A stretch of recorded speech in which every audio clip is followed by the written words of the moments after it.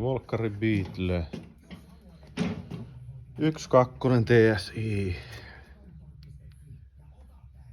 Defan säteilijä ennestään ja pitäis TT-termo sinne tilalle laitellaan. Tuolla ainakin sisäkenon letkut näkyy ihan hyviä. Ruvetaan ihmettelemään mihin sen saa. No niin. Letkupihteä kun käyttää, mukava. Ei tarvii nesteitä valutella, sillähän se alkaa olemaan vielä kiinnitellä tuonne välijäähdyttimen ruuvi alle ja siirtää piua.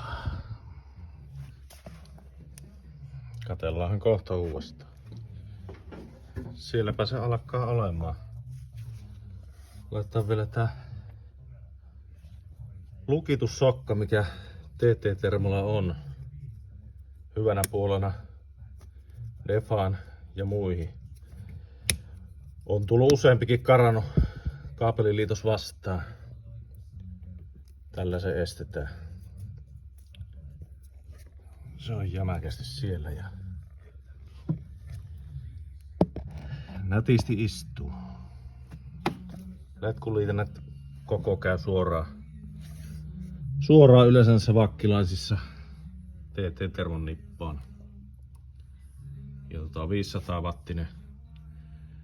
500 wattinen lämmitin laitettiin nyt tähän. Tää 1.2 tuntuu kohtuu herkkä olevan tuon lämpötilapoikkeaman osalta anturien välillä, niin sillä ainakin varmistetaan se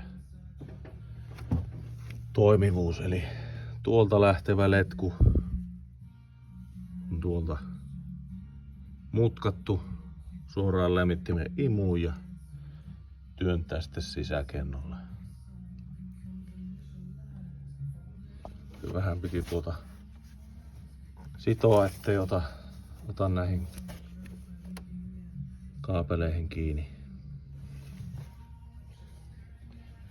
Ja nestettäkään ei ole tullut varmaan desiä enempää pihalle.